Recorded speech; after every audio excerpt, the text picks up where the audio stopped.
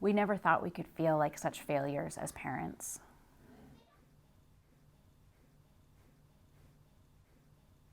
Hi, I'm Scott DeRuiter. I'm a worship pastor here at City View Church.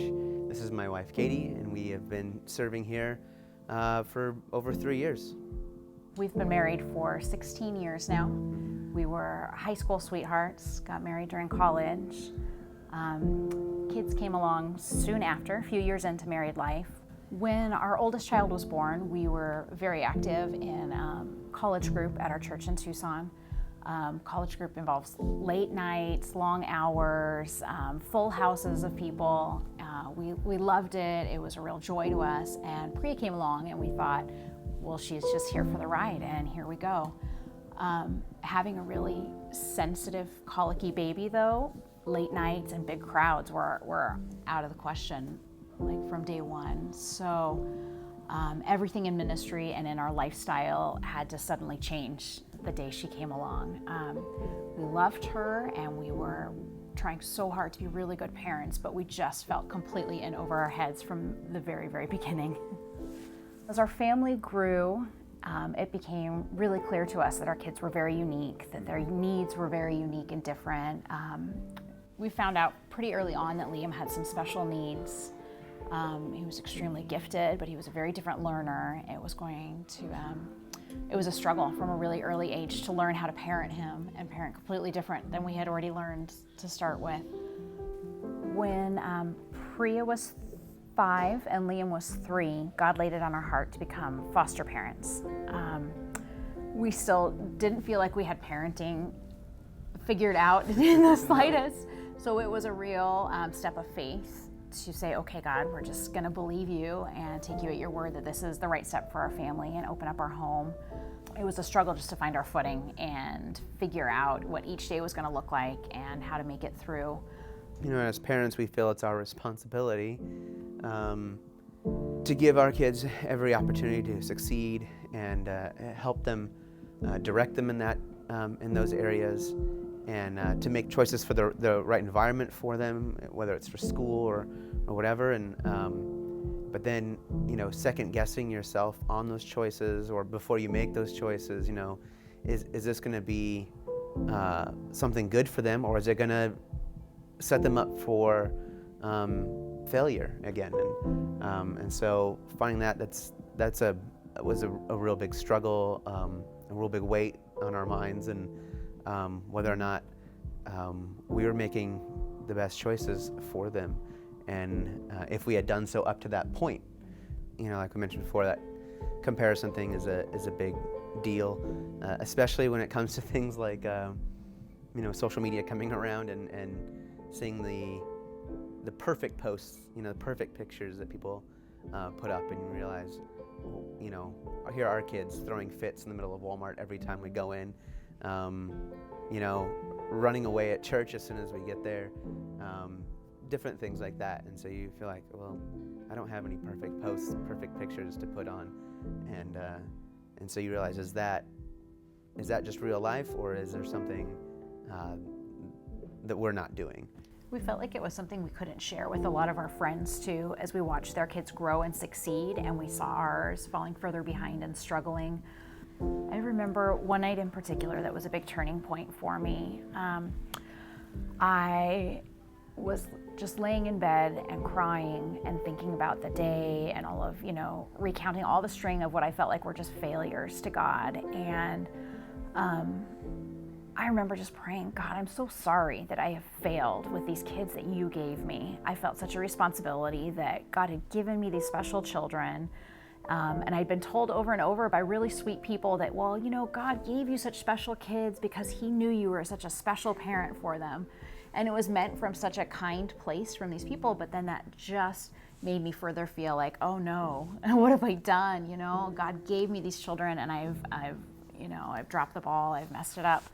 And as I laid there just praying and telling God all the ways that I felt like I had failed that day and failed my children, I remember the verse coming to mind and God just telling me, my grace is sufficient for you my power is perfected in your weakness.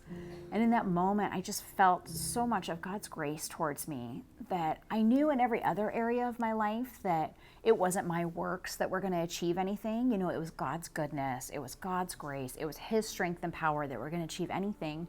But I think for some reason, through all of those years, I had just struggled thinking that this area had to be me, and had to be my effort, and had to be my success, that I could present this to God and say, look at what a good job I did parenting these kids you gave me. And it was in that moment that I realized that these were God's kids, and that He loved them more than I ever could, that He knew them, that He made them and all of their special and unique needs, and that those needs were even created somehow for His glory along their life. It was just a moment that was so freeing, to think that, okay, God, I'm really only supposed to be doing this in your strength, and all of the results and the outcomes are in your hands, God.